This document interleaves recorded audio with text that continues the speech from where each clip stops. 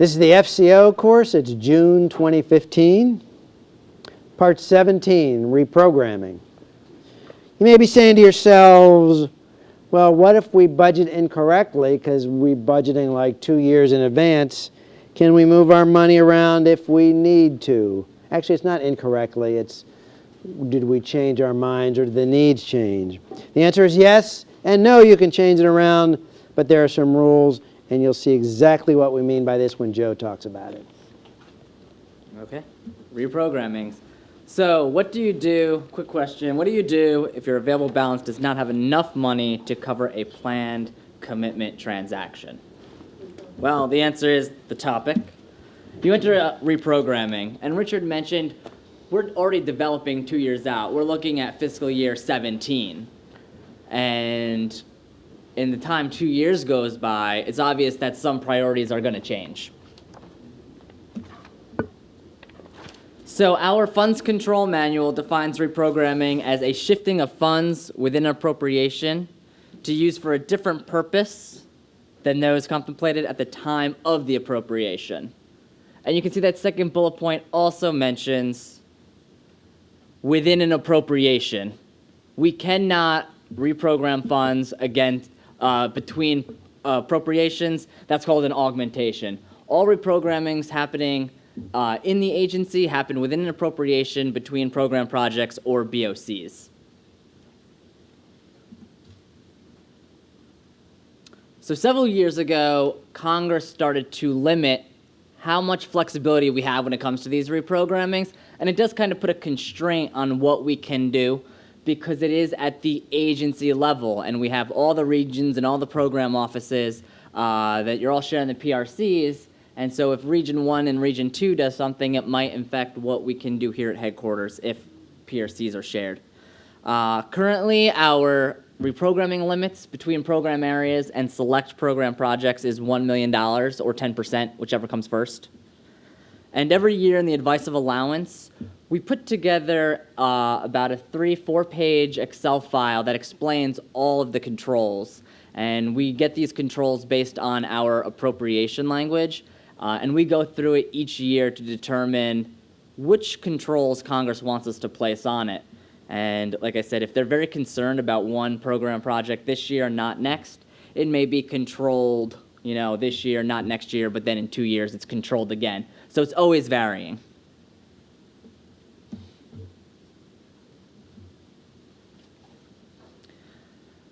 So there are a bunch of different types of reprogrammings that are going on, and I'll get into it a little bit later, but we have to report out, we are required by law for those that are moving between those select program projects that Congress is interested in and between all program areas. Every quarter, we're reporting out to OMB and the Congress on that type of movement. And as you can imagine, they come back with lots of questions of, hey, why are you doing this?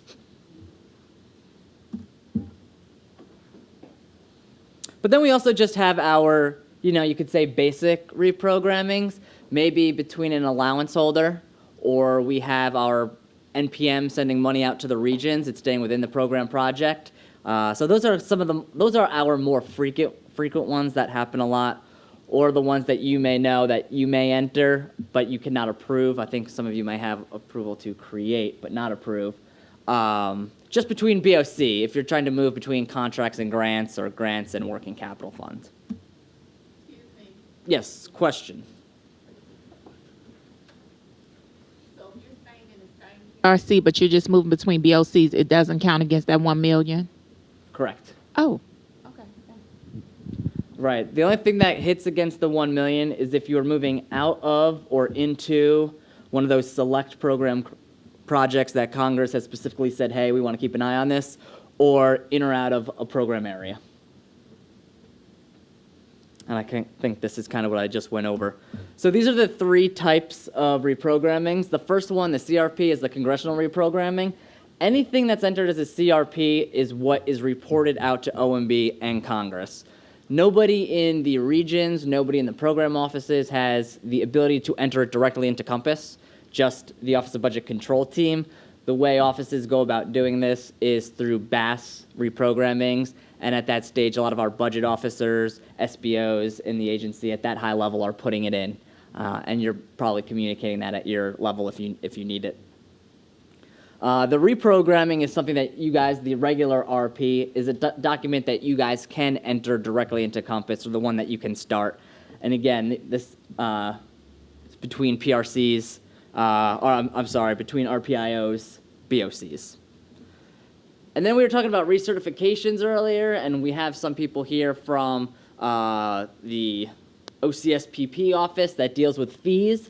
Anything that is held within a reserve account or within a special account held at headquarters, we group it in a special allowance holder, and to access that allowance holder, to take funds from that allowance holder, you have to enter a DRP.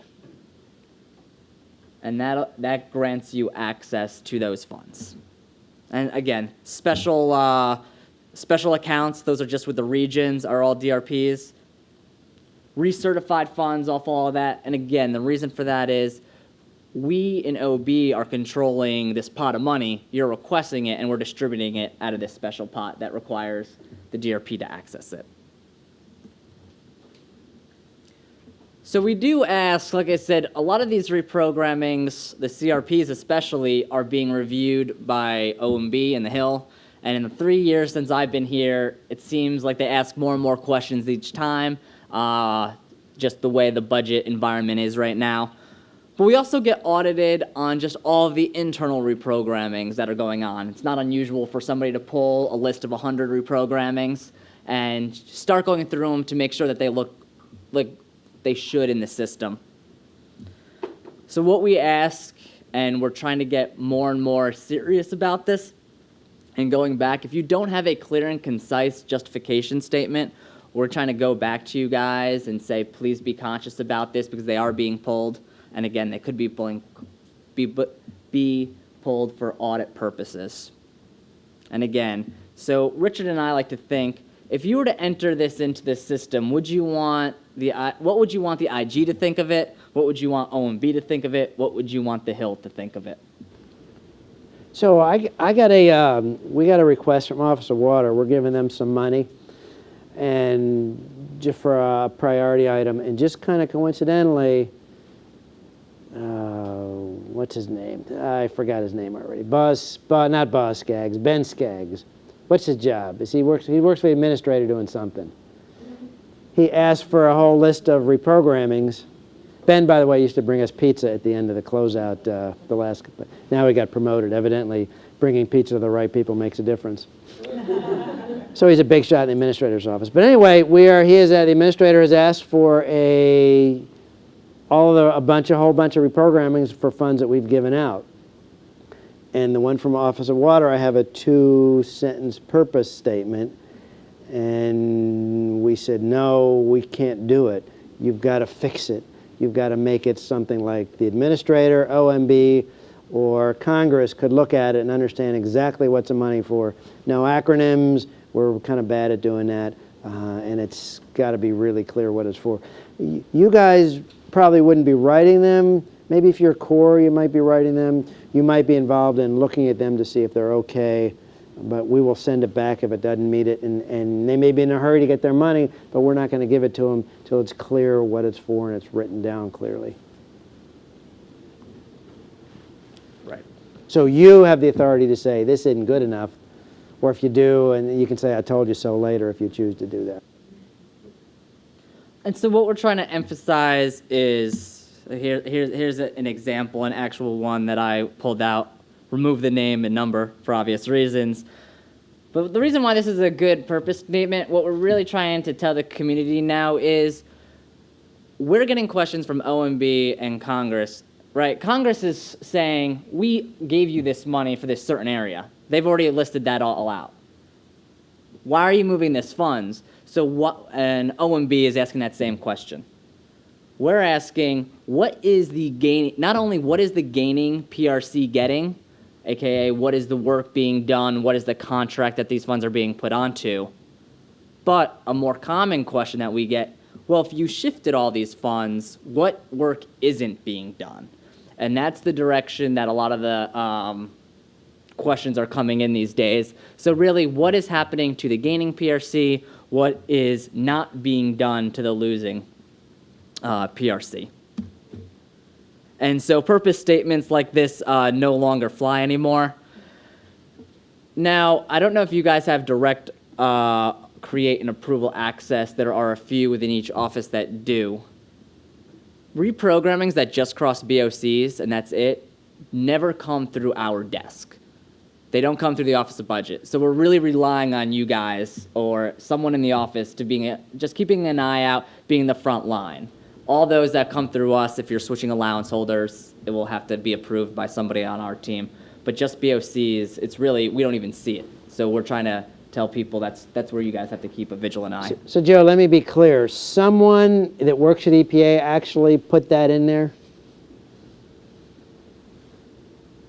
Well, the answer is yes. Yes, we pull this out of the system.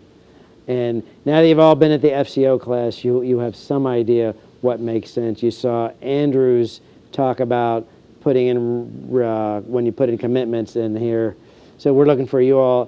Whoever did this obviously didn't attend one of our classes or they were snoozing throughout, but none of you are. But. Okay, so what is a de facto reprogramming and why don't we ever want to hear about it? And so basically a de facto reprogramming is correcting a place where you already have a negative. It's a lot harder in these last few years to do this, especially because of the budget environment we are controlling. Richard mentioned a few sessions ago, we budget at 7, 8 different levels. We have controls all the way down to level 7, meaning if you're busted in one and it's bringing your negative balance, or it's bringing your available balance down, and you try to make a commitment, even if that BOC is a positive number and has enough, if other BOCs such as payroll or contracts or grants has a negative and it affects that available balance, your commitment is going to reject. And those are a lot of questions that we get, that we field. In EAS, in IGMS, you probably see an error sometimes. The funds are not available, and that's one of the more common errors that we see. So what we want you to do is, if you anticipate, if you don't have enough funds coming down for a commitment, please do all that you can to reprogram beforehand. When we get into CBOR, I run every Monday morning a de facto report by RPIO, allowance holder, and BOC, so I see where all the de factos are out there. And so we're monitoring that carefully, and it affects our reports that we send to the Hill, and it's something that OMB management and our own Office of Budget Management has said that they want to keep an eye on. So they've gotten really strict about it, and so anytime we see de factos, we're hoping to get them cleaned up. And so these are just ways to go about fixing it. Again, all 3 scenarios are the same, just moving between BOCs or moving between it might require a BAS reprogramming.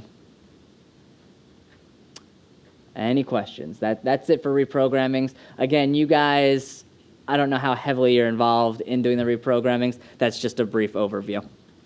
And we do have one.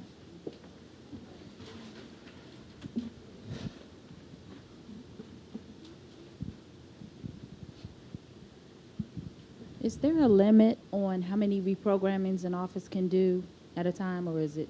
No, yeah. I was asked once to pull a report on, again, because these are reprogrammings, they happen a lot. I was asked to pull a report on how much we do, and I pulled 1 year, and I got over 5,000 documents. So they're happening a lot. A lot of them are those BOC moves that you guys are doing, moving from contracts to grants, contracts to working capital fund.